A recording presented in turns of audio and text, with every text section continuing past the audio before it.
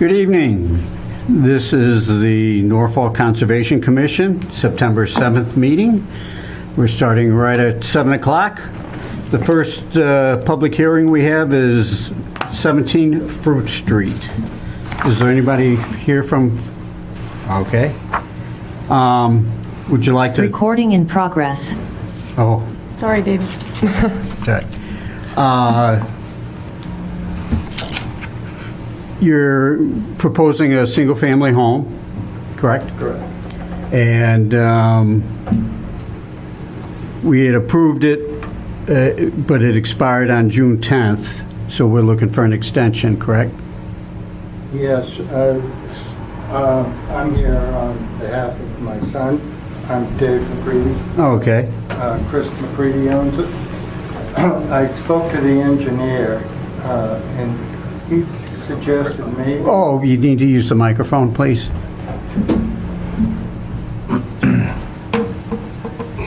Yeah, I should mention anybody in the audience that wants to speak, please use one of the microphones so that the people at home can hear what's being said. It's on. Okay, continue. And speaking to the engineer, he suggested possibly due to the COVID extensions that maybe it's automatically extended for, I don't know if he said 200 days or 2 years, I don't know. So I thought I'd ask that first. Maybe we don't have to do anything. I just want to do what we need to do. Yeah, so Regan had actually just brought up that point that it might possibly fall under the COVID extension provisions. However, I'd have to do more research into whether or not it would fall under that. A similar project, 15 Fruit Street, did file for an extension back in March. So I was operating under the assumption that since that project went through the typical extension process, that this 17 Fruit Street would have to do the same. But if you'd like, we can continue this matter till the next meeting. I can do more research to see whether or not it would automatically extend under the new COVID provisions. I believe he made an application for a new, or did he make an application? Yes, so he did file an application for a new notice of intent with the same plan that was previously approved by the commission. Okay. He would like to go to work as soon as possible. I'm not sure what I should do at this point, or what I should tell you. So, if we were to continue the matter and it didn't fall under the COVID provisions, we don't meet again until October 5th. So the project wouldn't be able to be approved until then. If it's the case that it does fall under the provisions and automatically extends, that's something that could be determined, within the next week or so after doing research. But if we just go ahead and extend it tonight, also, I mean, that gives them green light to work on the project while you're doing your research. Well, it's either automatic. Automatic. It's either automatically told 462 days, Yeah. an additional 462 days, or it's expired. So if it's expired, you can't extend it because you have to record the extension before the original permit expires.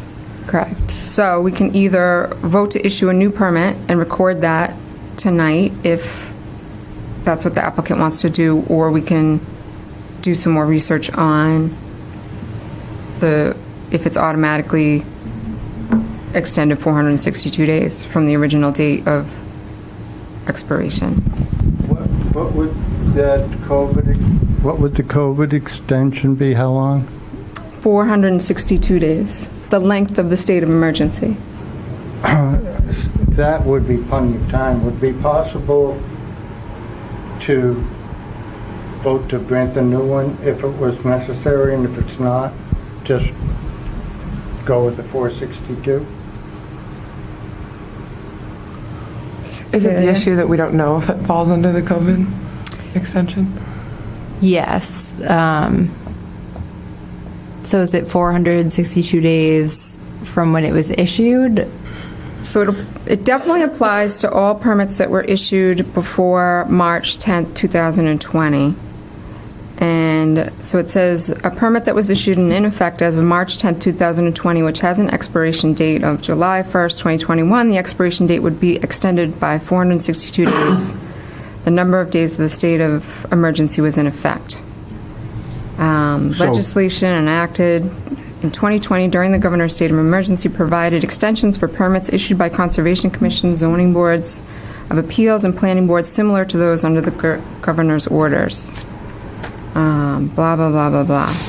So what I'm not sure of, though, is that since this expired after the state of emergency, I believe it says, but all fortunate earlier permit holders get out your various permissions, look at the expiration dates, and in many cases add 462 days.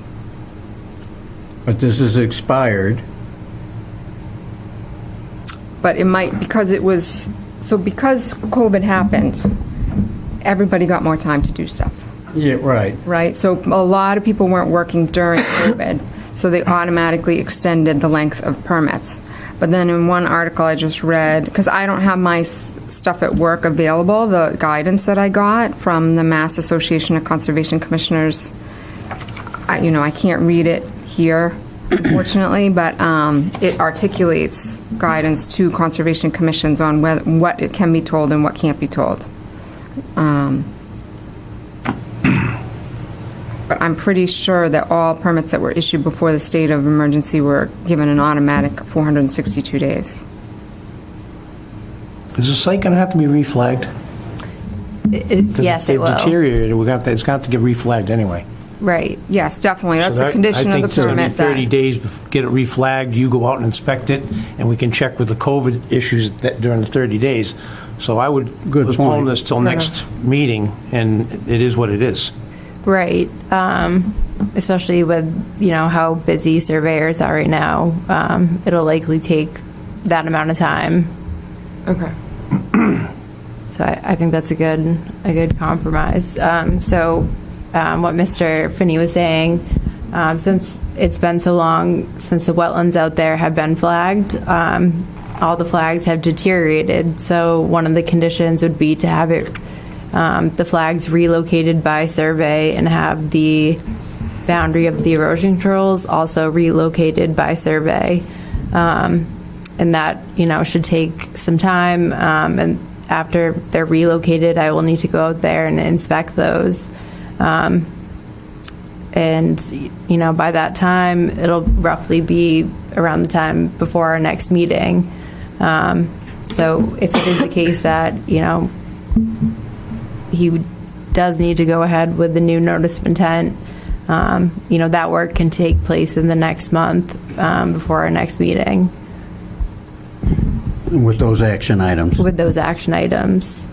Did he make application already for a new notice? He did, yes. Okay. So he'll ask the engineer to go out and reflag it, which we did a few months ago before we had the sock placed, but I can ask him to go out and reflag it.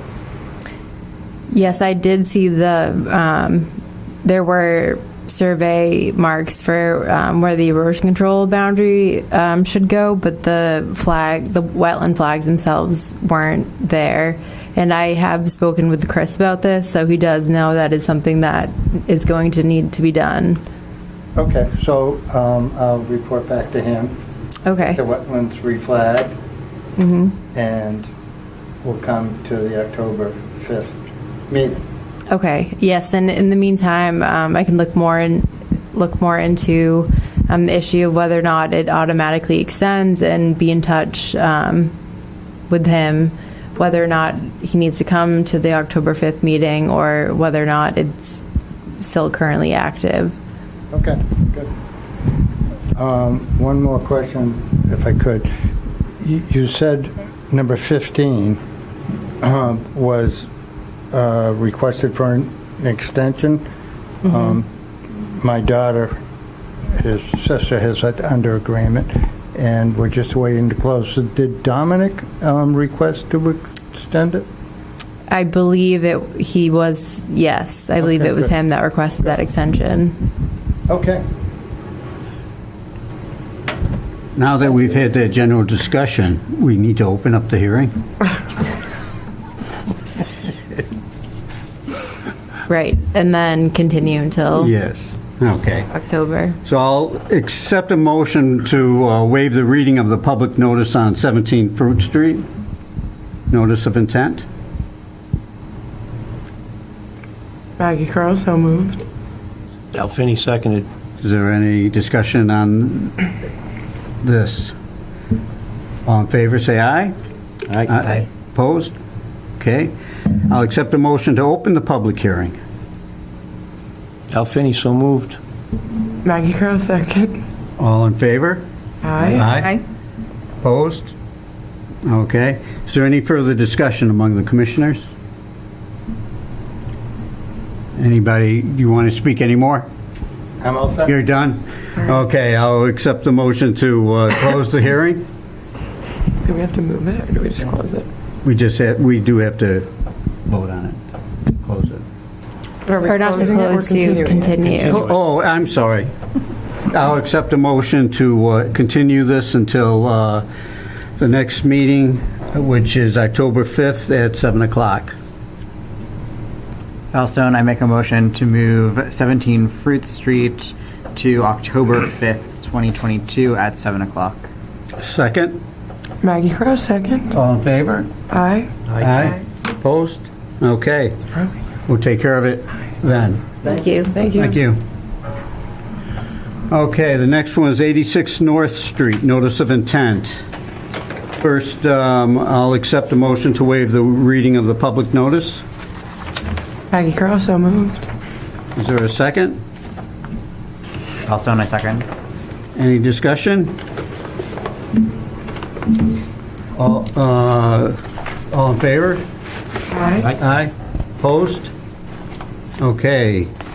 Then I'll accept the motion to open the public hearing. Al Finney, so moved. Is there a second? Stone, I second. All in favor? Aye. Aye. Okay. Is there anybody in the audience that wants to talk about 86 North Street? Yes, sir. Okay. Bruce Wilson, the GW Site Solutions.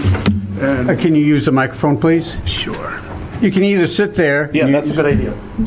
And then, My hands free. yeah. Is it on? All right, here we go. Yep, it works. There we go. And with me is Dan Grillo, the owner of the property and developer. Based on some conversations I had with the agent, I had modified the plans. I had sent her electronic copies of which, yep, okay, it's up on the board there. I do have hard copies for the file with me.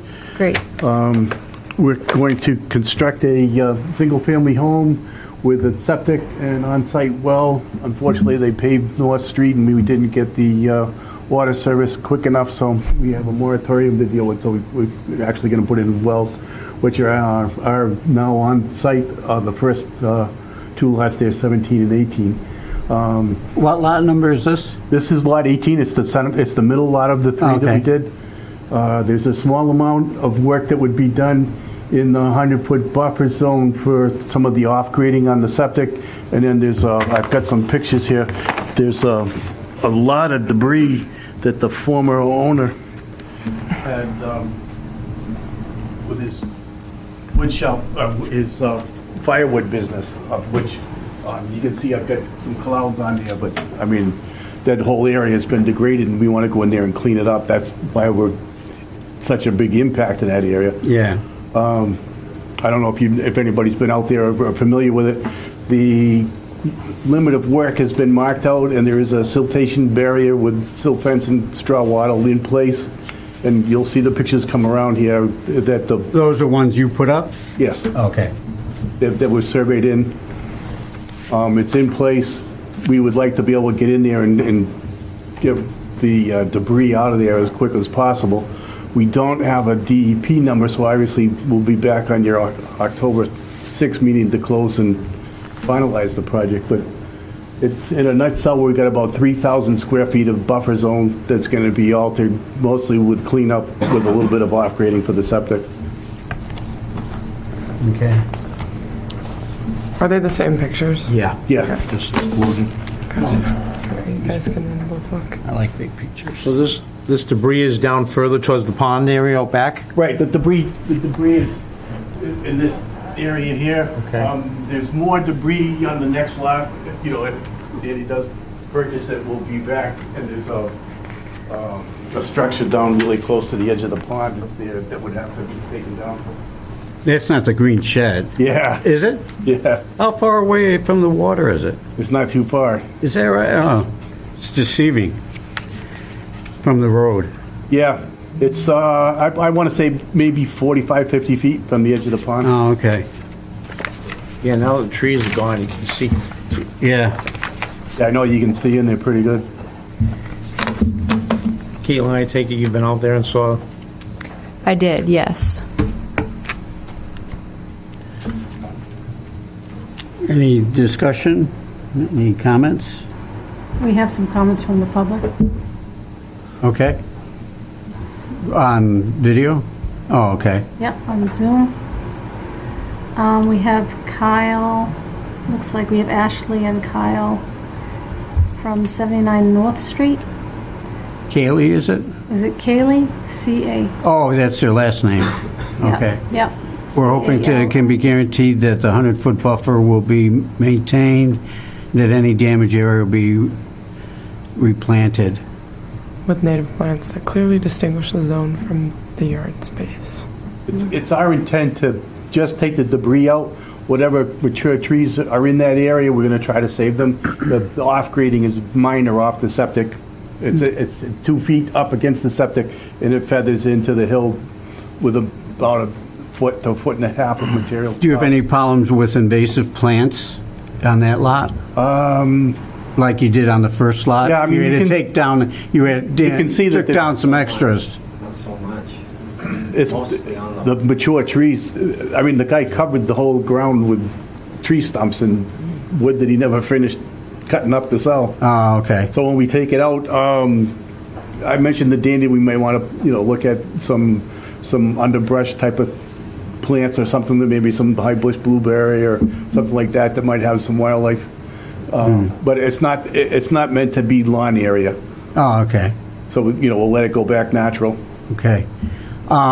We have somebody, Maura Holmes from 97 North Street, would like to make a public comment. Yep. Hi Go there. ahead. Yeah, Mariah North from 97 North Street. Thanks for letting me speak. I just, as a fellow resident of this neighborhood and someone who cares deeply about the ecological impact of this construction project on Stony Brook and the wildlife sanctuary there, I just want to express a couple of concerns that I have. It's my understanding that a buffer zone is intended to be just that, a buffer zone to protect developing projects or existing developments from, the wildlife zone. And I'm concerned that a new project is coming in that's planning to grade the septic into the buffer zone. And I just want to ask why, since this is a project that's being built and planned now, the buffer zone needed to be affected. So that's one question I have. And I'm also concerned about the debris being moved from the buffer zone, because we may see it as debris, but what's actually going on in that buffer zone is a wildlife habitat. And when we remove debris that exists, we're removing habitat for lots of critters that we don't see.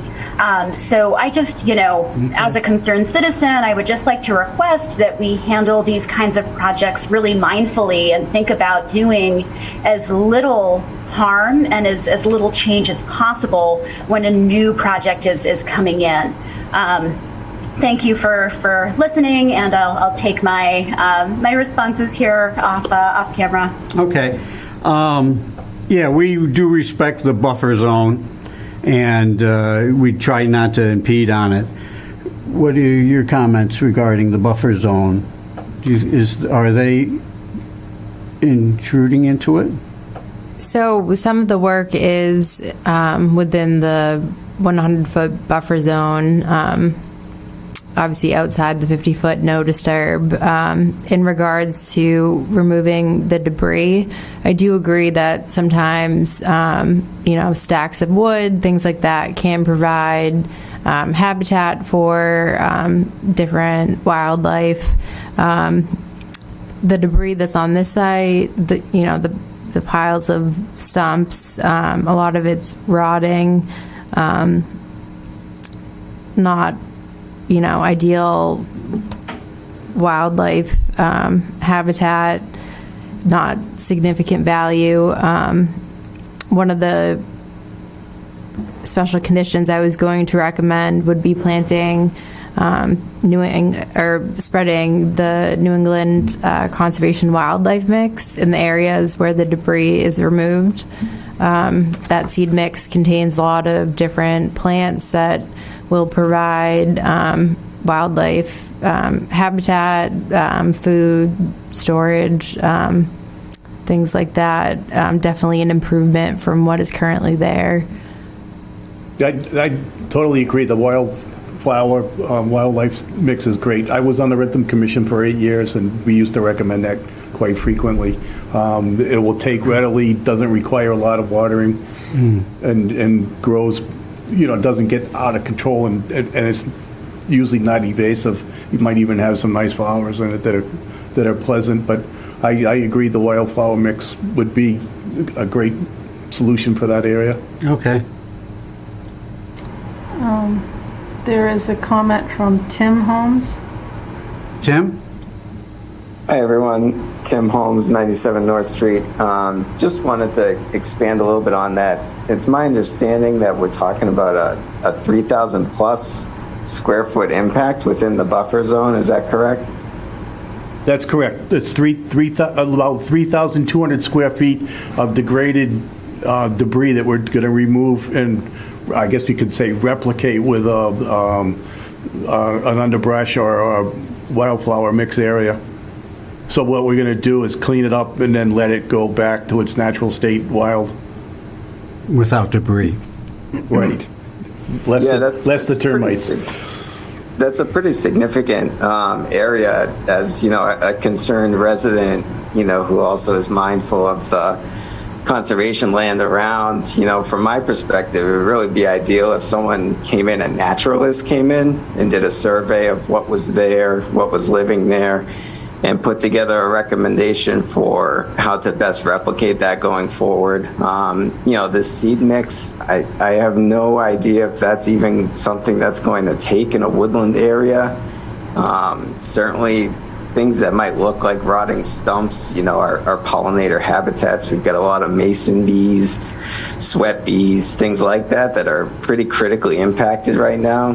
And it would really be great if someone with some knowledge could, do a survey of what was there before we totally tear the place apart, and put together a planned recommendation for how to bring that back to its natural state, more so than just throwing around some seeds. That's a pretty significant amount of area that's going to directly abut one of our most beautiful and prized wetlands in town.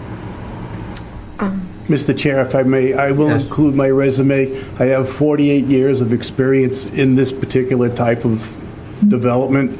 I sat on the Bentham Commission for 8 years. I feel that I'm qualified to be able to come up with something that's going to suffice that particular area fit in. I do have access to the gentleman who flagged the wetlands, who's got even more time than I do in it. I don't know if the board's really ever had too much impact with him, but it's Vincent Forty, and he's been around probably another 10 more years than I have had it. So that, I believe we should be able to come up with a solution to replicate that area. But the rotten wood there is definitely degrading the property. It's no benefit to it. Yeah. May I ask a question? Sure. So the areas that you're removing the stumps from and are greater than 50 feet from the bordering vegetated wetland? That's correct. Okay. There is some debris a little further in that we'd like to be able to go in by hand and remove trash, broken glass, tires. Within 50 feet of the bordering Right up to the edge of the pond. Okay. Yeah, they had a glass dump, didn't they? There was all kinds of stuff dumped out there, unfortunately. So, if I can add my 2 cents. Add your 3 cents. So, when we talk about wetland buffer zones, obviously they have value. Norfolk is very strong in protecting wetlands because we have a 50-foot no disturb zone. It is private property, and my opinion would be that we would allow this homeowner to have some part of the yard as their yard, and then we protect that 50 feet from the bordering vegetated wetland, which is actually a buffer zone to the pond, and we keep that area natural, and that anything they did within the yard outside of that 50-foot no disturb zone, would be a bonus to habitat for the project. I mean, fortunately, it's an extra large lot. You require 1 acre zoning, and this is about 1.5 acres. And it's a small area that's greatly degraded that we want to clean up and restore so that it's not meant to be a lawn or a grassed area. Mm-hmm.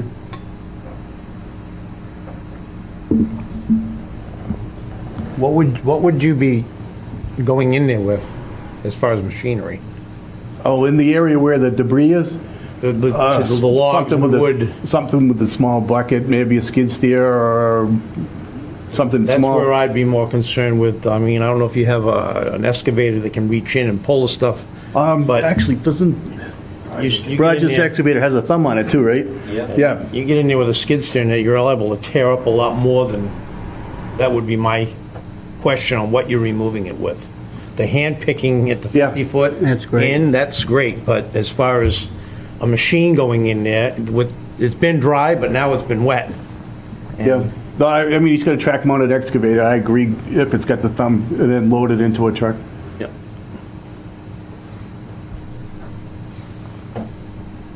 And to add on that, I think any mechanical removal within the 50-foot would need to be shown on the plan, like it's shown in the outer 50-foot buffer zone, in the clouded areas.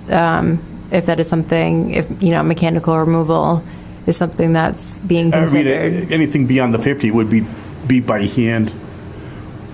To the pond. Yeah. Yeah, I would. I don't want to disturb any of the I don't want to 50 at all. Yeah. Well, unless we're taking out big trash.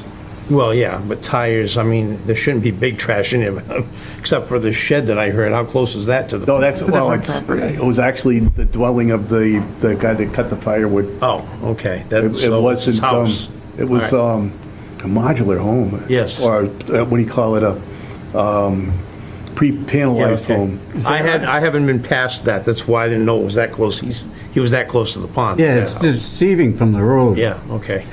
So... Yeah. And that's still there, or that's already been removed? Well, give it 10 years and it'll be all down falling.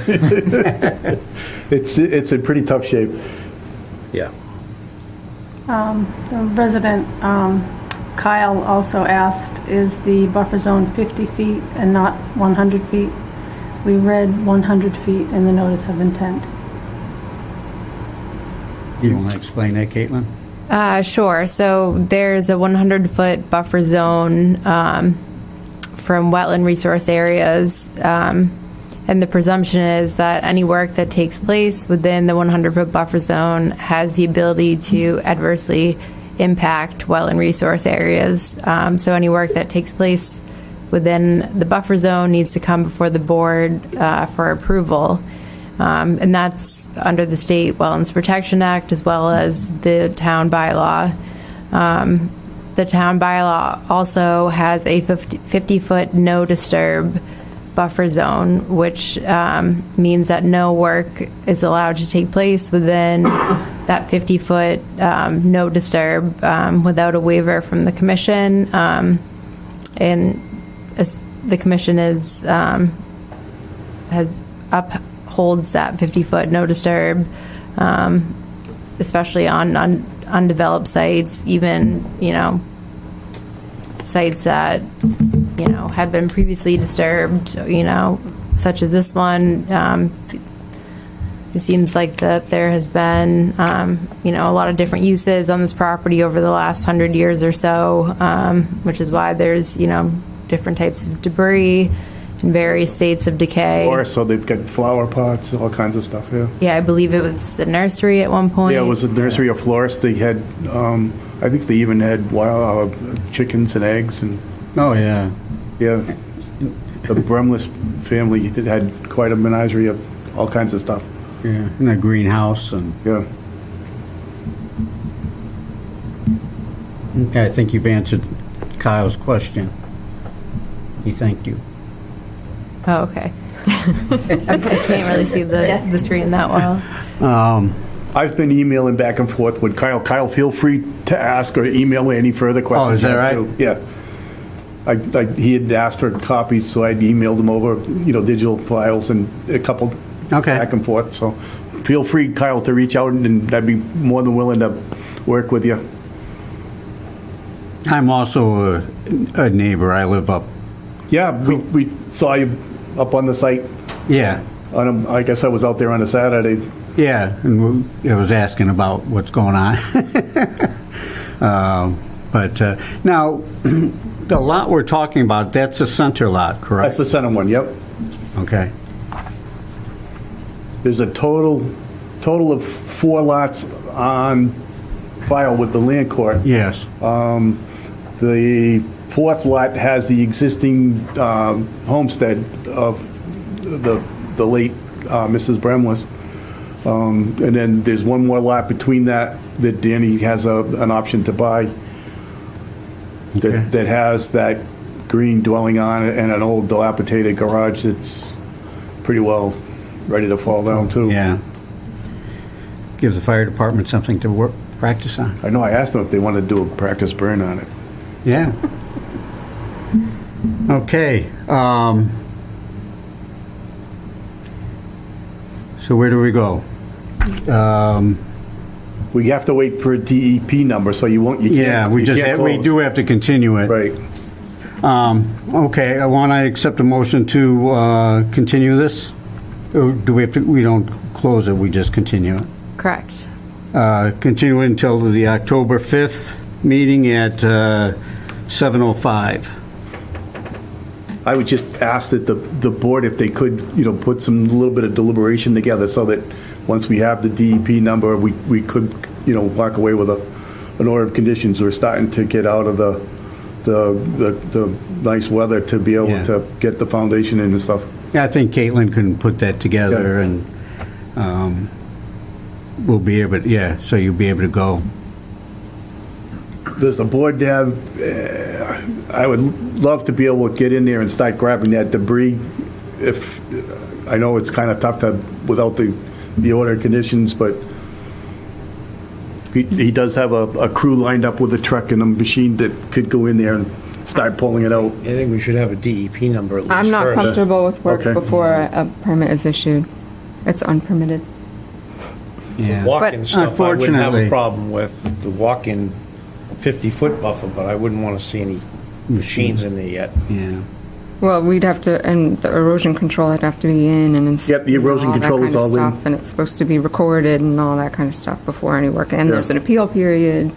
If the abutters wanted to appeal, they have the right to Yeah. do so. So I don't think That's we can the bless. biggest part right there, is the abutters do have the right. DEP has the right to appeal, so I think we can't bless something before a permit is issued.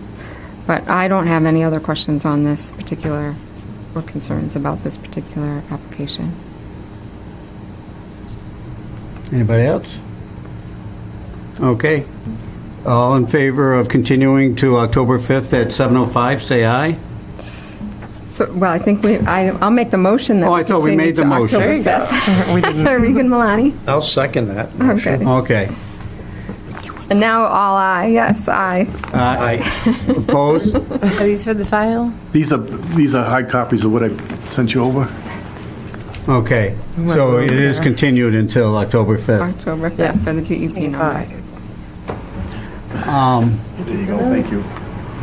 I'd like to take a 2-minute break, and I'd like to talk to the gentleman, not concerning what we just discussed, but something else regarding that property.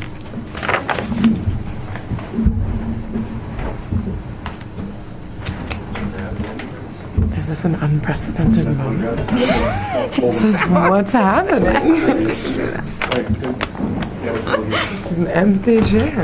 All right. Slide on, it's your time. Here we go.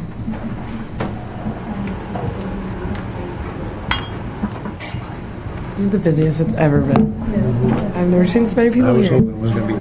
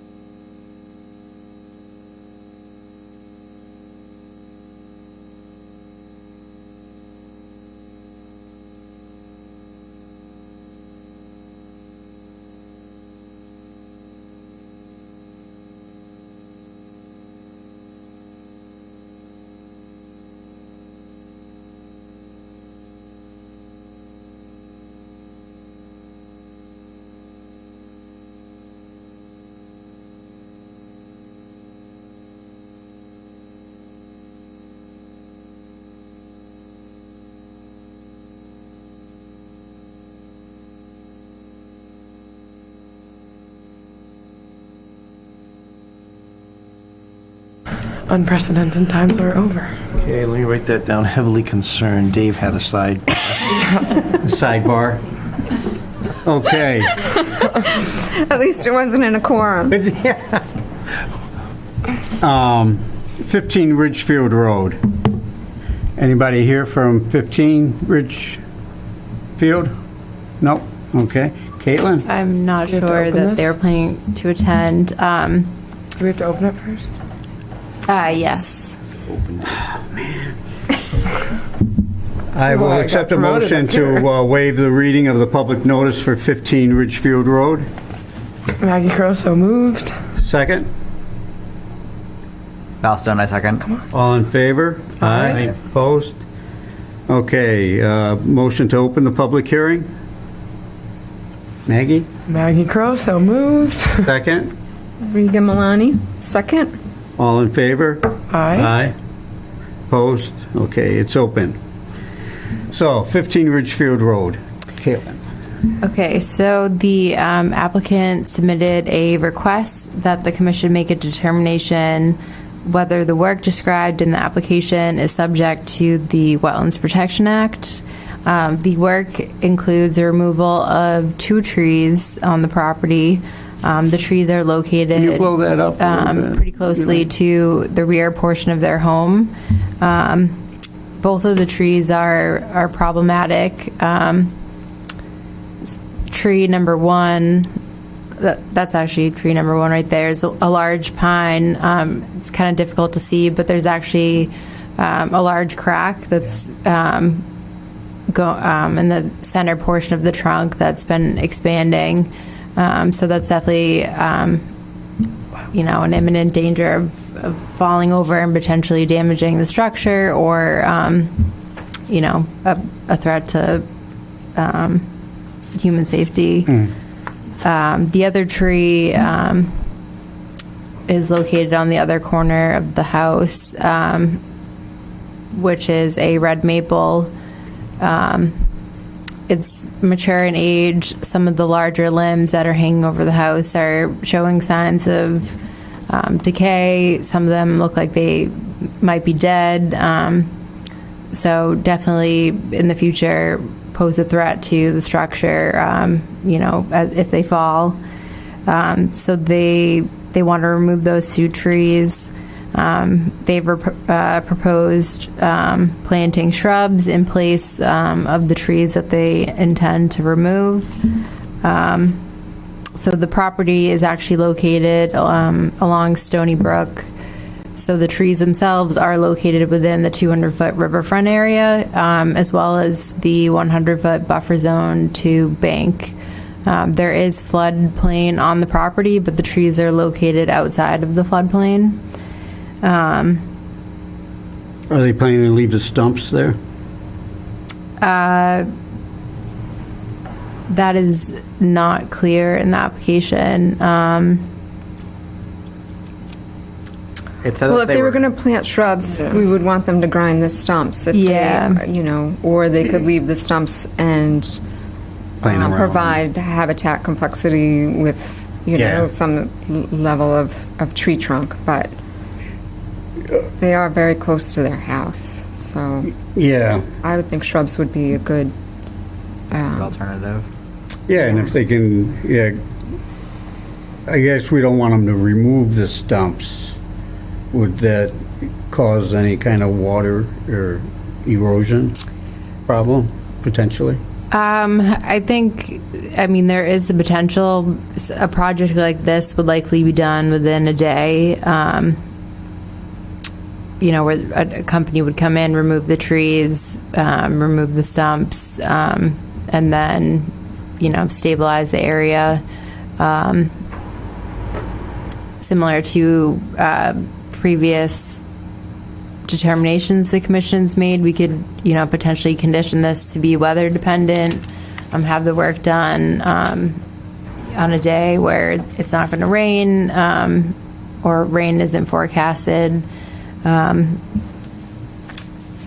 Also something, like a small straw wattle might be appropriate for for a project that's temporary. In the backyard? Nature. Yeah, they are in the backyard. So I would assume they're going to bring a crane in and lift them up over the house. Yes. I don't.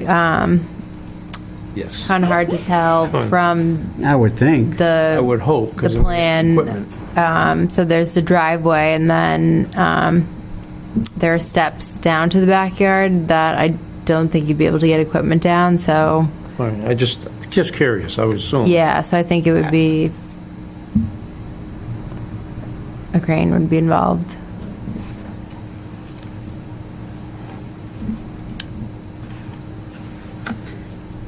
Okay. Is there any other discussion, questions? Would we suggest that they plant native shrubs? Because they just said that they are proposing to plant shrubs in place of the trees that are removed.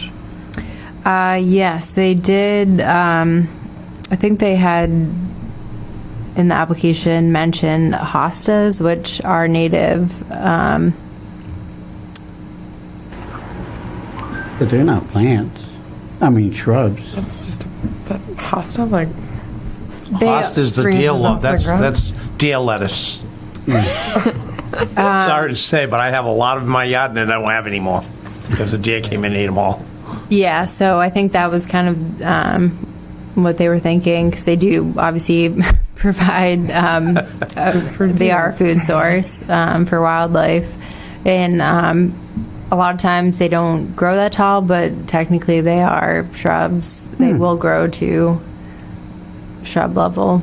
Yeah. But, you know, a lot of people keep them cut down pretty low to the ground. Well, either way, since it's us, it is a safety hazard. I know this is a very tricky thing. You know, I'm aware of 2 people being killed by tree falls in the last 10 years. So I think we have, you know, they've come to us for the proper permits, and I suggest that we go ahead and It looks to me like they've issue been the maintaining them negative already, too. because those trees don't have any branches about 60 feet up. Maintaining them where they fell off. Right. So, I've got some trees like Yeah. that too. I mean, that is like in their house. Most definitely. Can we request that a crane definitely be used so there's no equipment going back to like the buffer zone or anything like that? Yeah, I think we could make that a condition. You know, that machinery be limited to the front portion of the yard.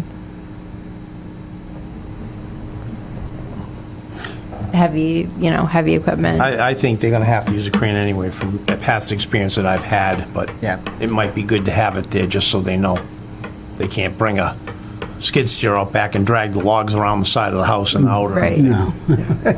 That's all. Okay. Again, is there anybody in the audience? Or on the television? Okay. Then I'll accept a motion to close this hearing for 15 Ridgefield Road. Issue anything? No, first we have to close. Close, yeah, so motion to close the public hearing for 15 Ridgefield Road. Regan Milani. Is there a second? Maggie Carla, second. All in favor of closing the hearing, say aye. Aye. Opposed? Okay, it's closed. So now I'll accept a motion to issue a determination. I'll make a motion to issue a -2 determination for 15 Ridgefield Road. Regan Milani. Al Finney seconded. Do we want to include about using, not having equipment going in the back? I think Yep. that was wrote down already. What? Okay, That with was the already noted condition that heavy equipment not be driven in the backyard. Okay. Seconded. Okay. All in favor, say aye. Aye. And is that a -2 determination? Yes. Okay. All opposed? No, nobody. Okay, passes. We'll continue on. 69 Union Street. Request for a certificate of compliance. Does anybody have any questions? Well, I guess Caitlin? Yeah, so the project at 69 Union Street included the construction of an in-ground pool and patio area within the 100-foot buffer zone to BBW. The order of conditions was issued by the commission in August of 2021. I conducted a site inspection on August 3rd, 2022 to confirm existing conditions. I found that the site and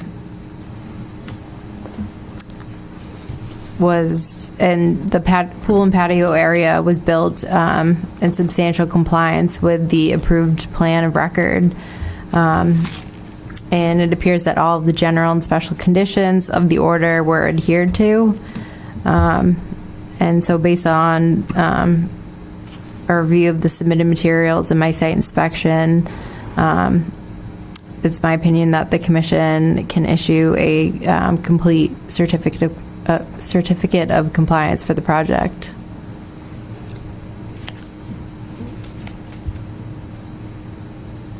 Is there any comments? I'm just wondering if we have an open You have to open it? No. No, we have an open, what am I looking for here? Invitation? Invitation to the pool area. This is somebody we... Stop it. No. As part of the special condition. That's right. Only kidding. We're The good. super, Ellen wants to do a continuing condition. conditions. So, Sorry, Al, we've all been there. Oh, really? Yeah, you missed it. it's not quite an open Okay, invite. that's Had why my he's not here barbecue last tonight. week. Okay. All right, so anyways, But you're sitting people in the here. seat. guess if nobody has any questions, I'll make a motion to issue a certificate of compliance for 69 Union Street, DEP 240-641. Is there a second? Bill Stone, I second. Any other conversation? Comments? All in favor, say aye. Aye. Issue the complete certificate. Sorry. Opposed? Can't have Okay, such that a hearing here, I passes. guess. Okay, that takes us to Avery Way. Partial release. Yes, so the applicant is requesting that the commission issue a partial COC for several lots off Avery Way. These lots include 29, 30, 31, 32, 33, 34, 37, and 38. The commission has previously issued 2 other partial COCs for a number of lots involved with this development. Those partial COCs were issued, one was issued in September of 2021 and another in November of 2021. After reviewing the current request and the previous requests, I don't see any issues with why the commission shouldn't grant the request for partial COC for the aforementioned lots. Tom, do you want to say something? Anything? I think, First, introduce yourself so Yep. people know who you are. I think actually first, my name's Tom DePlacido, representing the Enclave at Norfolk off of Village Green, and here before the commission tonight to request a partial release for these lots that were previously mentioned. And excuse me, we actually have vegetated everything within the 100-foot buffer. And it was inspected a couple weeks ago. It's actually held up excellent with the rain and everything. We have probably 2 to 3 inches or higher with vegetation, and it really looks really nice with everything coming together. So we have a closing coming up in the next week for one of these lots, and just hoping to move forward with this and keep keep the whole development and neighborhood moving forward. Okay. Is there questions, comments from the commissioners? Anybody from the audience on Avery Way? Or on is it the Zoom? Okay. Then I'll look for a vote. All in favor? I'm sorry. We haven't made a motion yet, have we? No, we have not. No motions. All right. Would somebody please make a motion to issue the partial certificate of compliance for the lots 29, 30, 31, 32, 33, 34, 37, and 38? Al Finney, I make a motion. So moved. Is there a second? Maggie Crow, second. Any further questions or comments from the commissioners? From the audience? Okay, all in favor, say aye. Aye. Opposed? Okay, it passes. Good luck, Tom. All right, thank you very much. I appreciate all your help with everything. You're welcome. Started out. 12 Pondview Road. Extend the order of conditions. Yeah, this goes back a while. Okay, so it expires on 10th.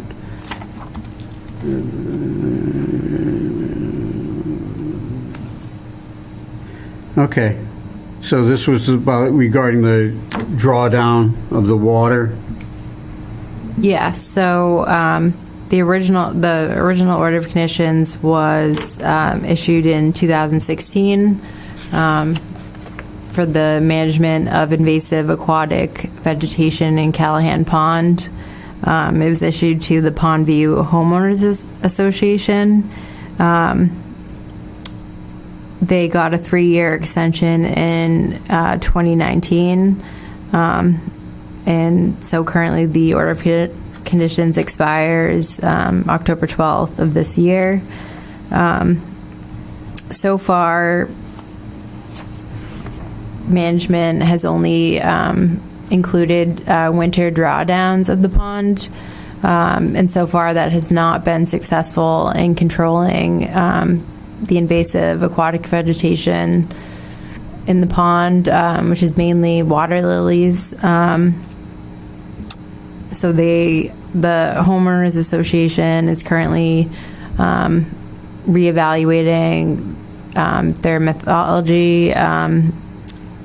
They are considering doing another drawdown this winter, and they are also considering doing a chemical treatment. I believe next spring, depending on what their evaluation shows. I had a conversation with the representative from the Homeowners Association. They're currently working with Water and Wetlands, who is doing who is treating a number of ponds in town currently.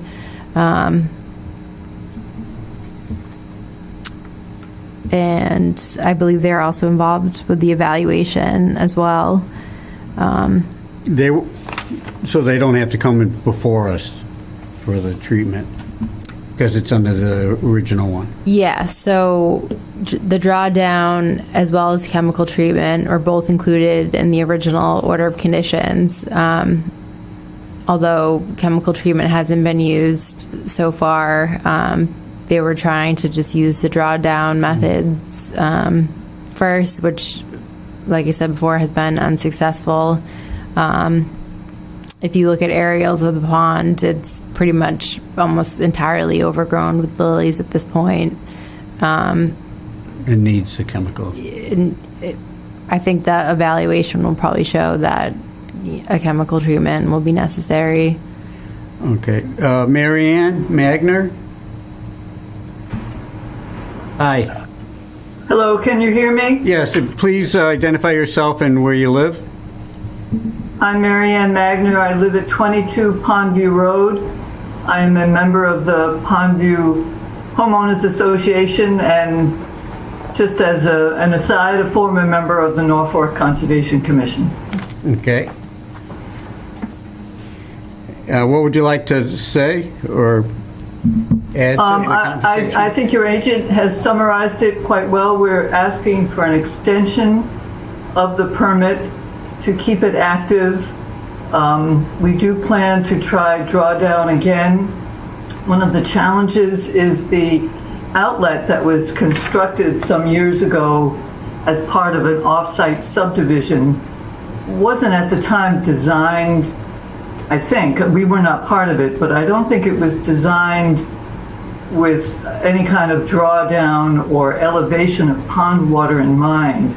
So it is very difficult to get the water levels low enough in the pond to be an effective drawdown. And of course the beavers disagree with this completely and every night block the outlet.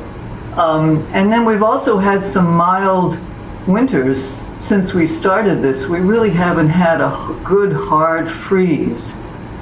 But we thought we would try it again this winter to see. And as the agent has mentioned, we have treated this pond with chemicals in the past. It's been approved by the Conservation Commission and it was very successful. It's also very expensive, so the Homeowners Association has to slowly build up a fund to do the treatment. And we have some abutters who are not part of the Homeowners Association. We don't completely own the pond, and so we have to get support from all of the abutters, and we're going to explore all of those options over the winter and the spring next year. But at this time, we would simply like to keep the permit active. Sure. And as you've seen, we stay in touch with the Conservation Commission and let you know what we're doing. Yep. Oh, we appreciate that. Okay, then, any other questions or comments? So the lilies so it's just basically that you're trying to manage the pond to be an open water habitat. Right now it's mostly covered with water lilies, and the lilies are native and not invasive. They're just an overgrowth of lilies. Correct. It's a very shallow pond, and the sunlight goes right to the bottom. So over the years, I've lived in this house since 1987, and over the years it has slowly filled in, and with time the capacity of the pond will decrease. So it's not.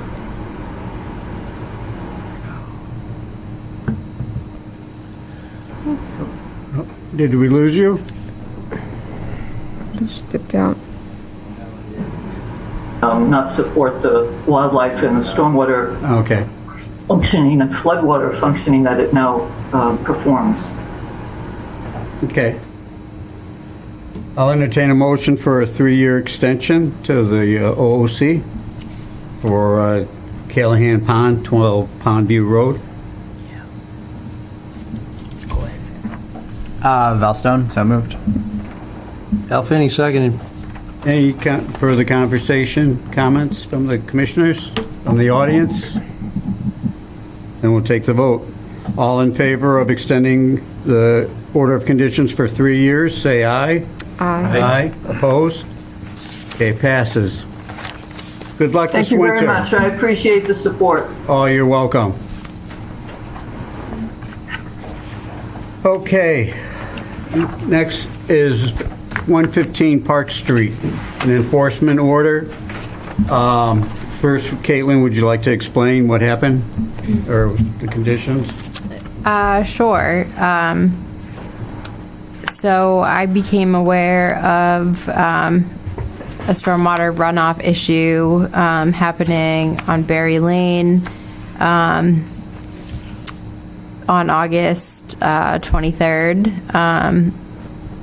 And so I went out and conducted an inspection that day and found that BVW area on the southern side of Berry Lane that is connected to a stream and wetland on the northern side of Berry Lane had sediment in it. The basin on the southern side of Berry Lane had a outfall structure, which I later learned is connected to a catch basin that's located on the southeastern edge of the 6 Berry Lane property.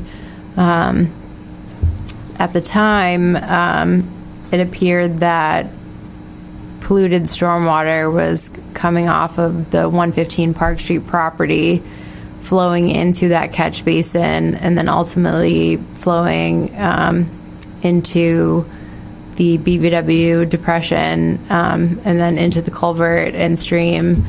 And then there was also videos that had been submitted as part of the ZBA appeal process that showed overland flow of polluted stormwater flowing into that same BVW system.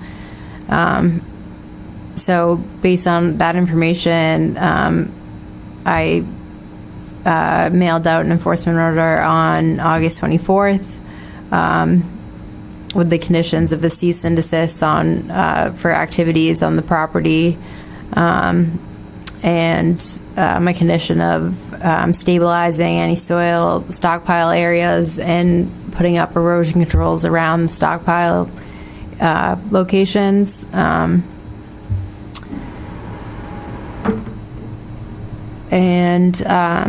So the enforcement order was issued to Miles of Excavating. They received the enforcement order August 30th, and then gave me a call. I went out there that same day and viewed the property with the owner of Miles of Excavating to assess what was going on with the site. During that site inspection, I learned that there was more going on with the stormwater runoff issue than I originally thought. There's stormwater coming off of the 115 Park property, but also from adjacent properties to the east, west, and south. Unfortunately for 15 Park Street, the topography, kind of everything is pitched to really two different low points on the 115, the northern property boundary of 115 Park Street, which is where the runoff is all being concentrated to, which if there were videos showing runoff with quite a bit of velocity behind it, which was pretty surprising. So during the August 30th site visit, I found that some of the soil stockpiles were actually partially or completely vegetated over, which would have been an additional condition that I would have considered adding to the enforcement order. The stockpiles that weren't vegetated apparently are going to be spread into the fields after the harvest takes place. So the remaining stockpiles will be vegetated over and therefore stabilized during the winter months, so they won't be contributing to any stormwater pollution. Also during that same visit, the owner of Miles of Excavating, we discussed kind of how to handle the runoff issue at the two low points. So he went ahead and built two kind of stormwater catchment areas, I would call them. And it actually rained the next day. And I was able to go out September 1st. And I saw that the catchment areas appeared to be working. There was a lot of sediment and other, fines that had settled at the bottom of those areas. And there wasn't any evidence of overflow. I did go out when it was raining yesterday, actually, and there was a bit of overflow happening for both of the catchment areas, so it appears those seem to be increased in size a little bit. Yesterday I was also able to get evidence of runoff coming off of a Joshua Road property. The Joshua Road property, the single-family home, is actually located in Rentham, but that property owner owns a couple parcels in town as well, where there's a barn, some horse paddock areas, an arena type area. And that's where the runoff is coming from? Yes. So it's, and I have some pictures up here. So the top left picture shows one of the soil stockpiles that's vegetated over. And then the two other pictures are from September 1st. It shows the two catchment areas where sediment has settled at the bottom, and presumably the stormwater infiltrated into the ground. Are you saying the water went over those banks? Is it really? So, can I ask some questions? Well, wait a minute, let Caitlin finish.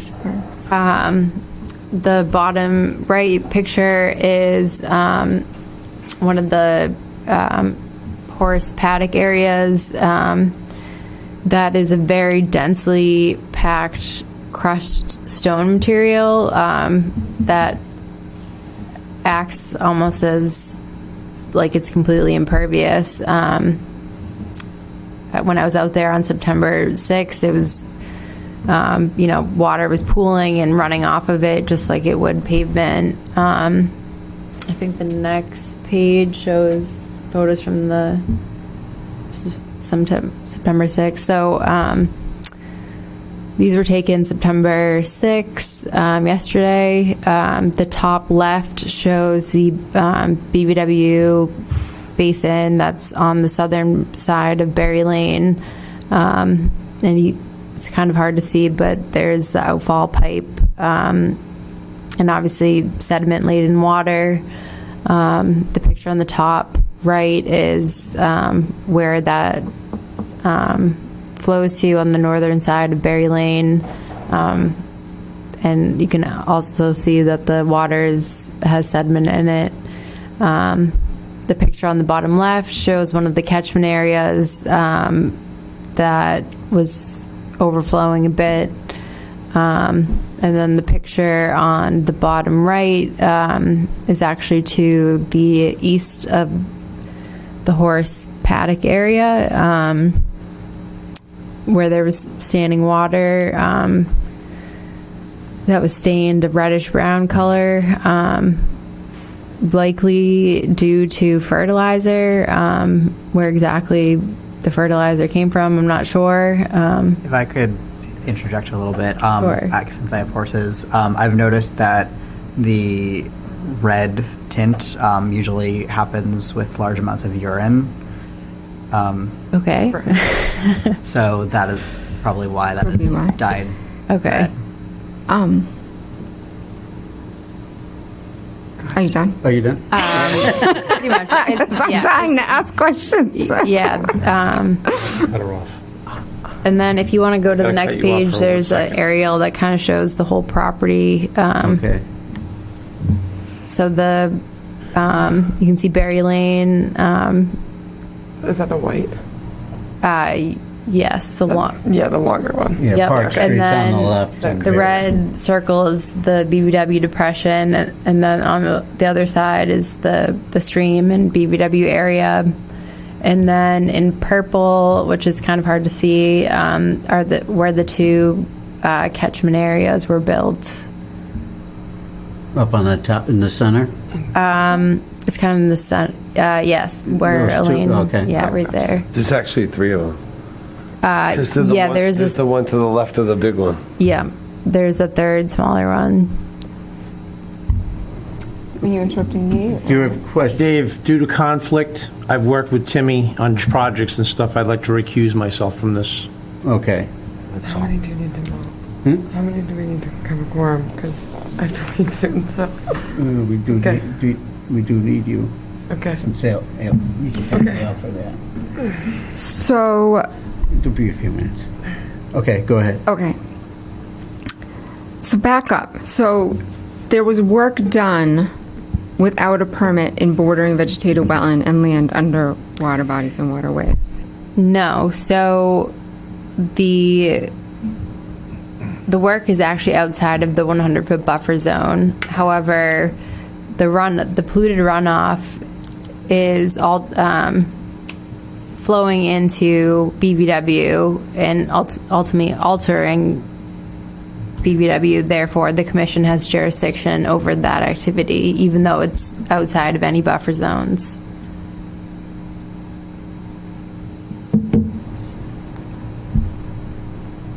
Are you sure it's not the Stormwater Authority as a illicit discharge? It's not a construction zone. So the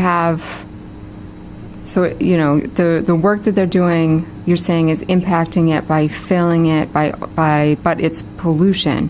It's total suspended solids. It's potentially urine or nitrogen and those kinds of things. So it's stormwater management type issues.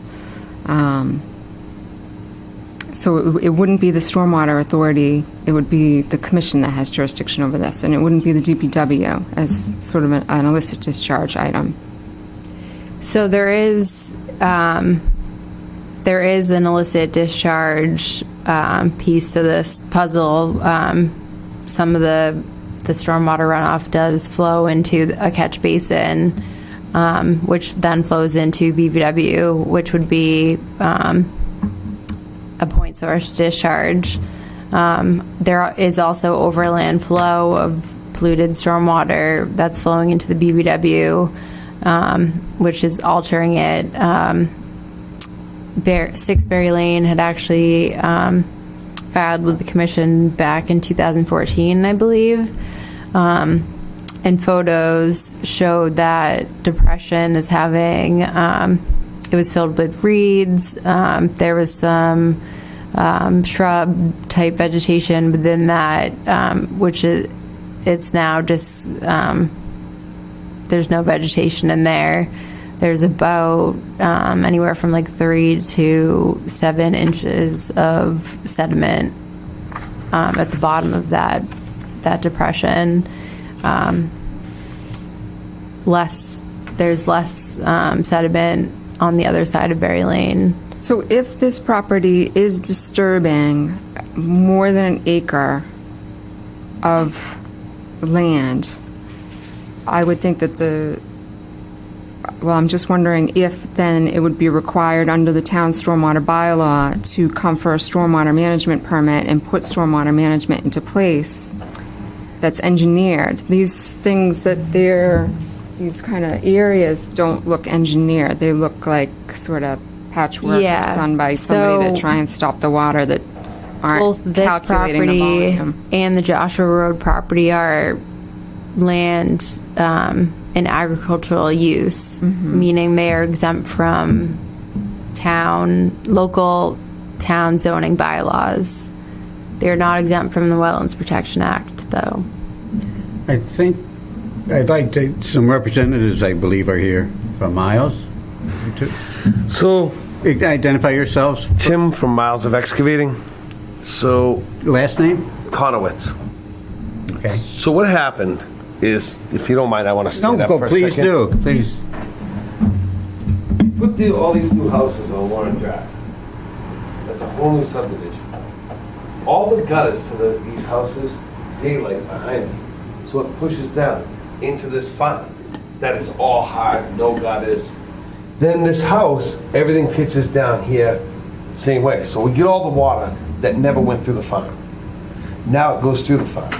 So we went to the town of Norfolk, me and the landowner John Dirge of Dirge Family Trust, and Bob Bullock and Bob McGee from Highway came out and said, maybe you should dig a pond, and they left.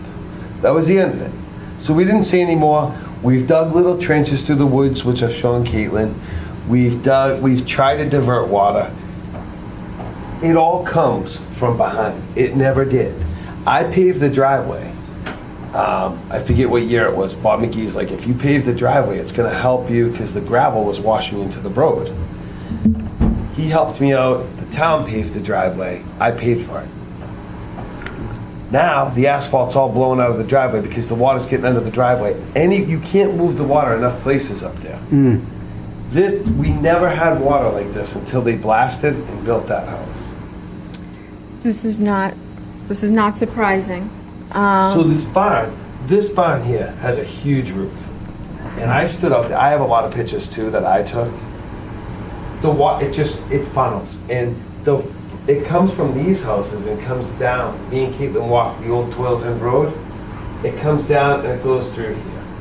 And it comes down this way and it finds its way through here. And it runs off this riding arena. And this whole thing is just crush bank. But these are horse paddocks that are full of urine and horse manure. It's as high as the rails on the fence. So it runs over the rails and it comes through. Well, I put stone everywhere that I possibly could to slow stuff down. And we're at a point now where I'm trying to fix the problem. I don't own the land. I rent it. So it's farmland. the horse farm is a farm. Where I am, they grow vegetables. Do you have another picture that you're trying to pull up? I was trying to pull up a video, but unfortunately I can't seem to do it. It's plenty on I know with they said we had 4 or 5 inches of rain. Yeah. Is that what we got the other day? Those basins that I made are empty. But my other thing is, which I wanted to talk to the board about, I worry with kids. Safety is my first thing. I have a nephew that's got autism, and he loves water. So I was going to actually talk to Caitlin about this tonight. If I fill them back in with all stone, I can make them bigger, but fill them full of stone. Make it dry so well. it filters. No, leave it all exposed. Yeah. It'll filter, but I just don't want anyone in there. That would be... I never had water. We don't have conservation land on this property. Yeah. It's... Do you have a question or a comment? So I don't know how common it is to work with other conservation commissions. If we could contact Rentham, I think the Joshua Road needs a nutrient management plan. I think that's really important, especially with the water running off of that new development and through that farm onto your property, because there's going to be high amounts. The farm is in Rentham? No, it's Joshua Road. Well, the problem is the barn is actually Norfolk. Okay. So that's you guys. Okay. But the house is Rentham. Yep. I still don't see our jurisdiction here. I don't. I can't sign anything tonight. I'm not ready to ratify an enforcement order on this. I need to do more research. So an activity that happens outside a buffer zone or riverfront area that impacts a well and resource area would then fall under the jurisdiction of a conservation commission. Well, I know that's what you're saying to me, and I know, and I understand what you're recommending to us. I just still feel like I need to do some of my own research before I'm comfortable signing something tonight. Okay, that's I was actually not going to recommend that it gets ratified tonight anyways. Okay. What I was going to what I am recommending is that the conditions of the enforcement order are amended to include monitoring of the situation as far as what has been done to control the stormwater runoff at the 115 Park Street property, and also to implement best management practices such as sweeping, periodic cleaning of the stormwater catchment areas, stabilization of any soil stockpiles that if they are going to be stored long term, things like that. So I would suggest, in the future that we issue a violation with the cease and desist, requesting whoever the violator is come to a meeting, and then at that meeting discuss issuing an enforcement order. That's what's being done. No, the enforcement order was issued prior to coming to discuss it with us. So normally you issue a violation notice first with the cease and desist, allow that person to come into compliance, and if they do not, then use the enforcement order as a tool, a second step. So I'm just kind of concerned. I just want to make sure that I'm comfortable signing anything before it goes out, because you do need a quorum of the commission in order to vote to issue an enforcement order. Whereas a violation notice and a cease and desist, the commission can delegate that authority to the agent.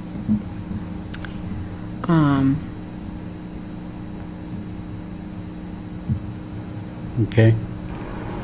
Any other final comment, Reagan? No, that's it for now. Okay. You guys, Tim? Well, the only thing I just want to touch base on is back in, I've been there for 22 years. And before the subdivision in the horse farm, the runoff wasn't like this. And it's all coming to me. And someday I'm going to own this property. And I just don't want to create wetlands, because there is no wetlands. You know, you dig a hole, it fills with water, although the water disappears fast up there. I don't want it to start growing cat nine tails and say, oh, now you have a wetland.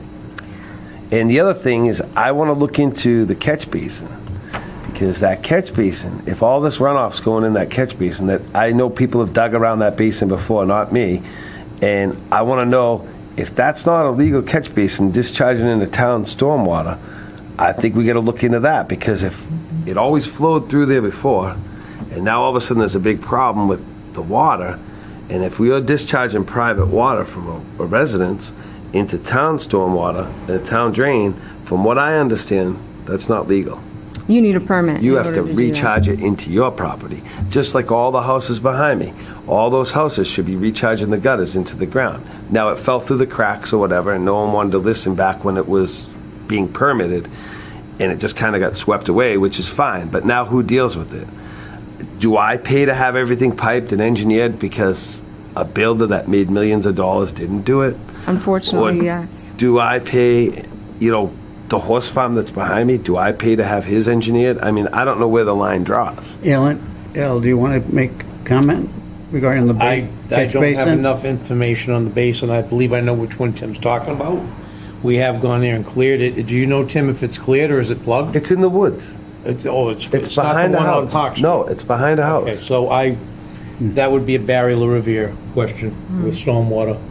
He handles all stormwater. It's on 6 Berry Lane, and I don't want to cause them any problems, but I just don't know. Well, if this is stormwater's charging a wetland, and it's being contaminated from horses that have been there forever, because that land where the house on Joshua Road is, he owned all that land, and it's always been a horse farm.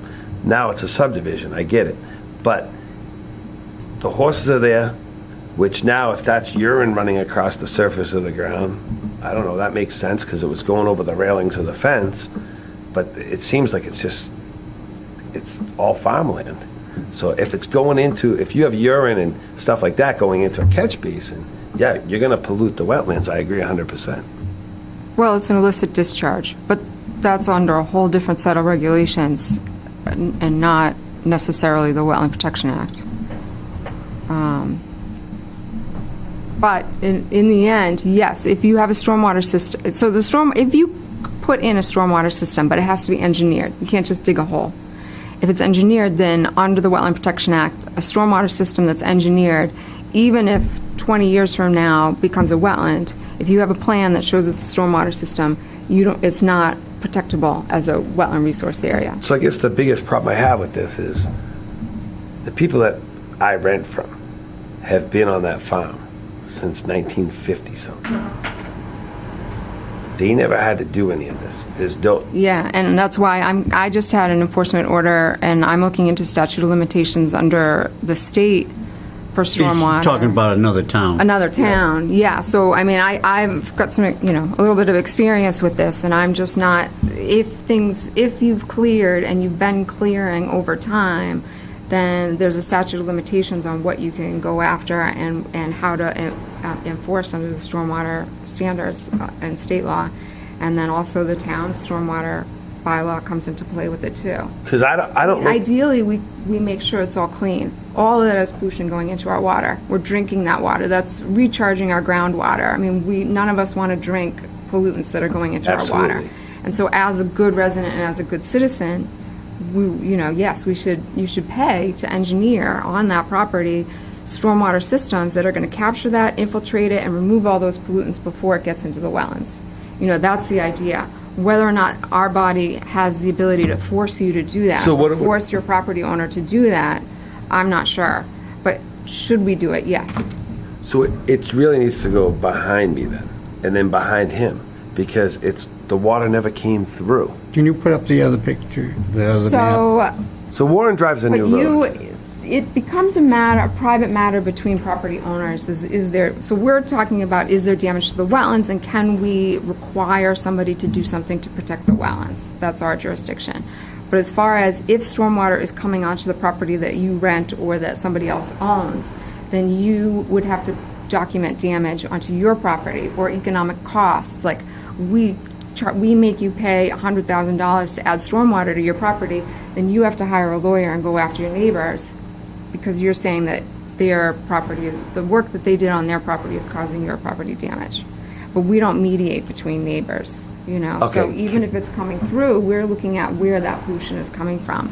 But yes, any construction project like a huge subdivision, that's why we have all these laws managing stormwater, because it's going to impact, it's going to change the whole watershed and how all that water flows. Yeah, the I mean, planning board and ZBA should have been involved in that development Yeah. on the runoff Oh. of the water.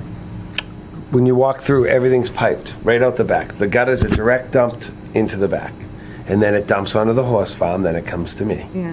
So that Warren Drive, that's still in Rentham? No. Warren Drive is in Norfolk now off That's in of Maple Norfolk. Street. Okay. Farrington Ave, Hemingway, and Warren Drive are all developments that were just. Okay, so You the can kinda see beginning the- part of Warren Drive, that part's in Rentham. No. Yeah, you can No, see it's the all in- town line it's- at the whole entire bottom. thing is in Rentham. Okay, yeah. Norfolk. Yeah, Okay. so Warren that's the town Drive line goes right there. Around this way.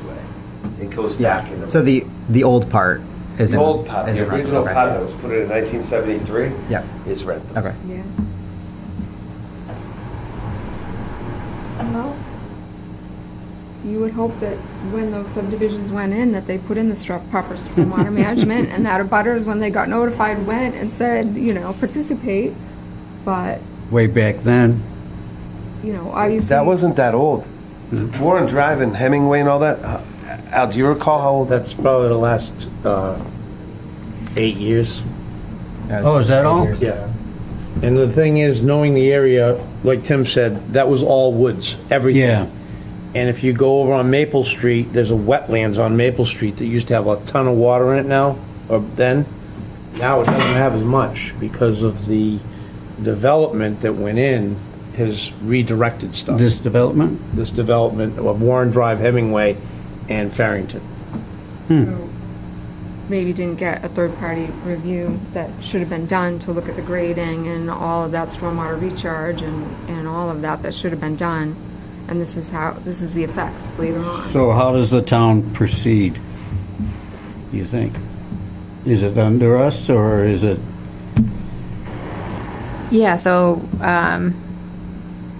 Where it's running into the BVW, right?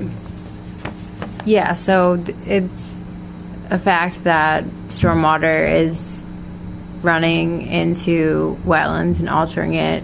You know, destruction of vegetation, you know, changing of physical characteristics, things like that.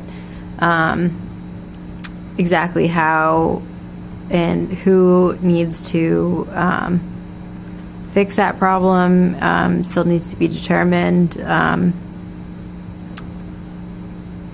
I think. Yeah, when, you know, how long has the property been like this? You know, who owns the property now? When did the deed last change hands?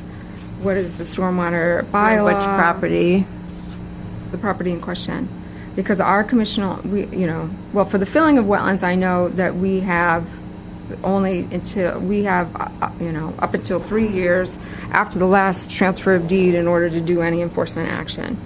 And I haven't been able to determine, actually that's a question in an upcoming, training meeting is there a statute of limitations on enforcing stormwater standards on projects? So anyway, this is a question that I have. I'm not clear on this.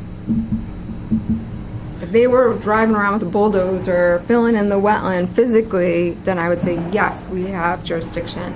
But just the discharge of total suspended solids and nutrients into a wetland, I'm not 100% confident that that's something that we can enforce. But you're really recommending that Miles just monitor the situation and continue to talk with you? Correct, yes. And by building up the height of the water retention area, stone area, is that what you want to do? The best thing, rather than build it up, because the water's going to filter through the stone. Yeah. Let's go deeper and fill it with stone. So it has more volume, and the stone will go into the... It worked pretty good. I mean, 5 inches of rain is a lot. Yeah. It's like making a huge trench drain Yeah. along the border of your property. My concern I have right now is the pollution. Definitely. That's my biggest concern, more than where the water's going, is that we've got cow manure, horse manure, which I've grown up with as well as you have, Val, and that is being washed by runoff into people's properties and everywhere else. And Timmy's putting in now something that's going to create bacteria and it's going to grow in that. Yeah. Not a good thing. Can we enforce like something like a nutrient management plan like on the horse property? Is that something that we could potentially? Not that I'm aware of. No. Can't the Board of Health do something? Not that I'm aware of.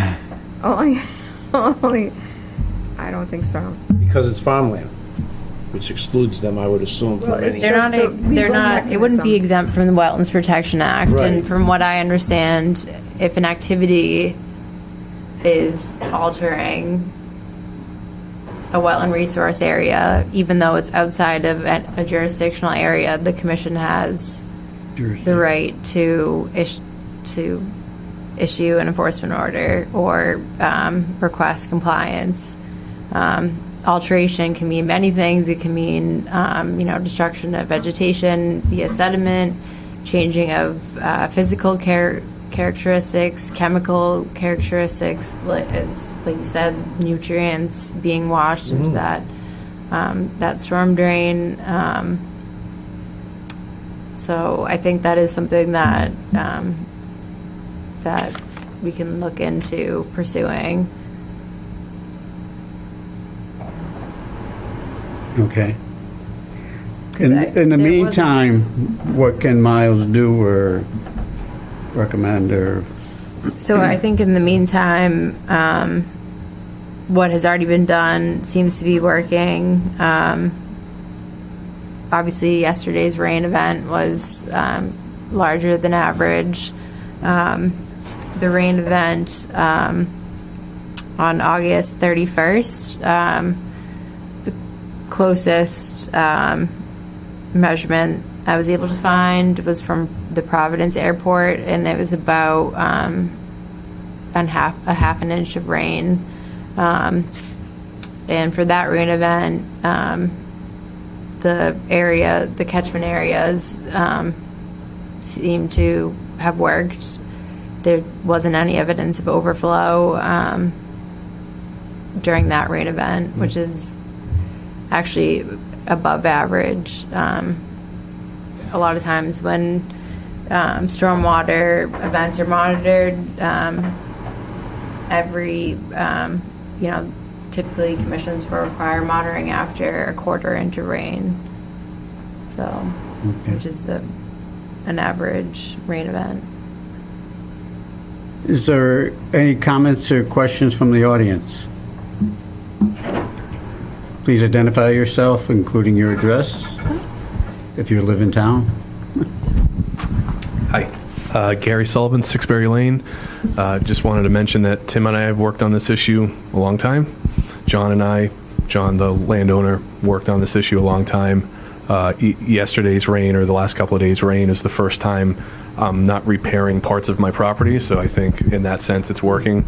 We still have a little bit of a sediment issue, but we're getting there, so I think overall... Were you the one that sent in the video? Yes. Oh, those videos were before I built the swale, so I had a whole swale system built in my backyard, which captured that. Tim went and dropped a bunch of stone, which protected the south side of my property. So now we're getting there, piece by piece. So I just want to mention that. Okay, thank you.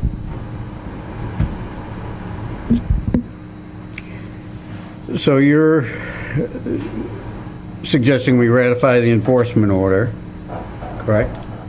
No,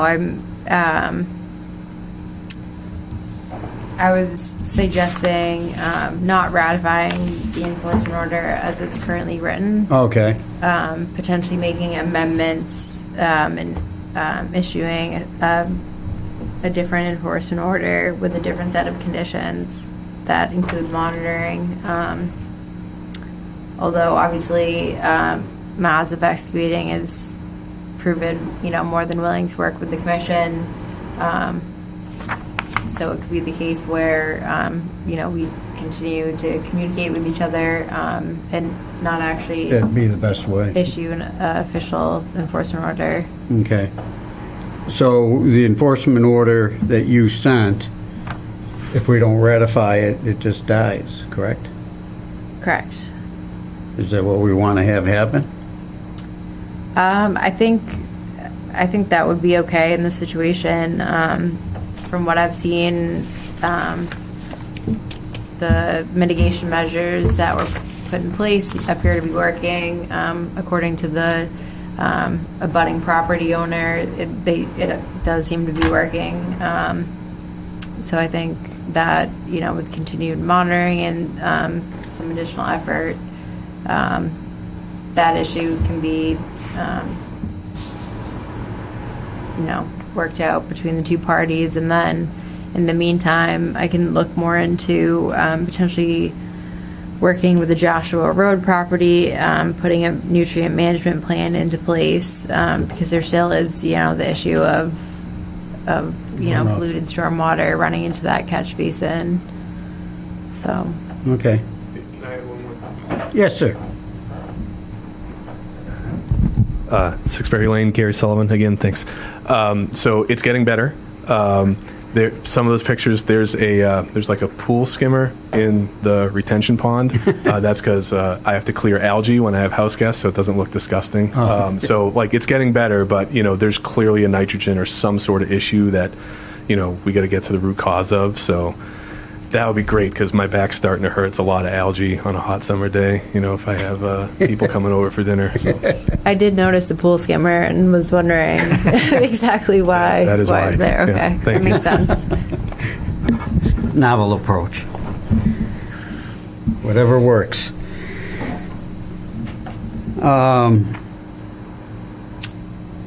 Okay, so we basically are just discussing it. We don't have any action at this time. Miles is going to be doing their thing. Mm-hmm.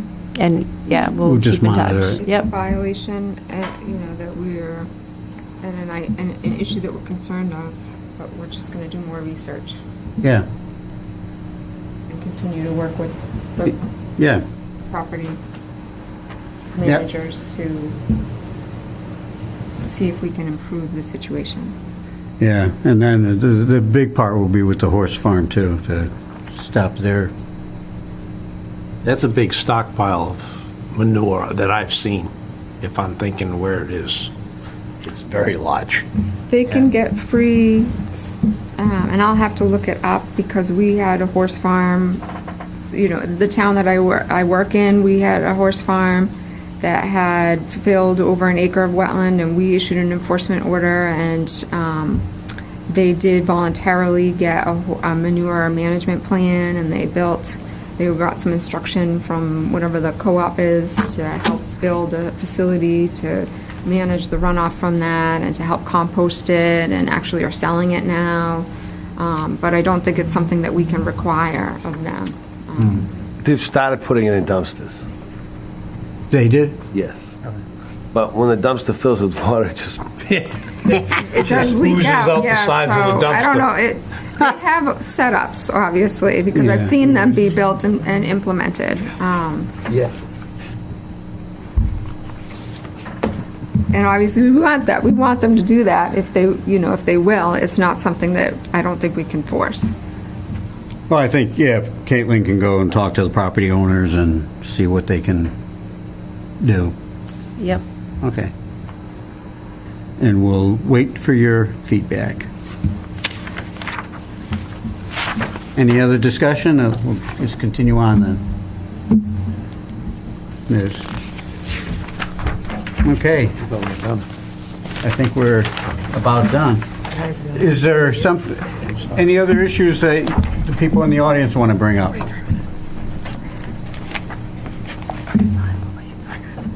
Okay. Did everybody read the minutes from the August 3rd board meeting? Thank you. Thank you. Thank you. Thank you. Yes, I did. Okay. If everybody's read them and thinks they're okay, then I'll accept. So I was not present, but I did notice a typo of your name. It said Megan. Oh, I noticed that too. Yeah, it was You're spelled not right making- in I other thought places, but it was. I changed that. Oh, you changed it. I changed that typo. Okay, so Oh, I okay. didn't then. I guess I didn't. Did you get the one that I sent back? We need to figure out how we file share because I corrected that. Oh, okay, thank you. Yeah, I noticed it too, actually.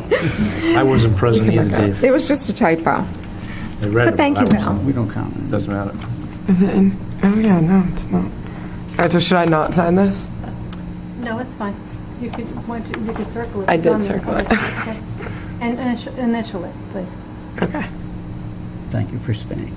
So a motion to approve the August 3rd, 2022 board meeting minutes, correcting the spelling of my name in one location. Circled. Is there a second?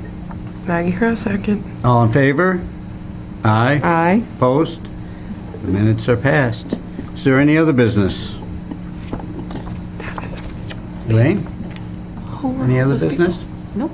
Nope. Caitlin? I don't know who they were. They were just here. I think they were here. Okay, about- I'll I accept don't- a motion to close the meeting.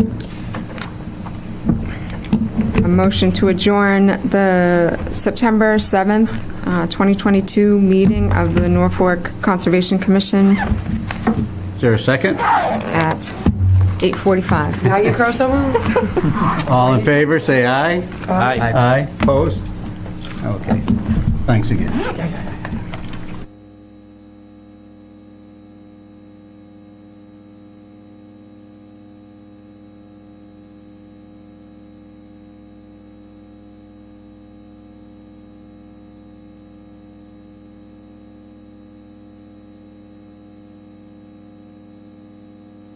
Bring it up for a second vote, and then the school supporters walk out. And this is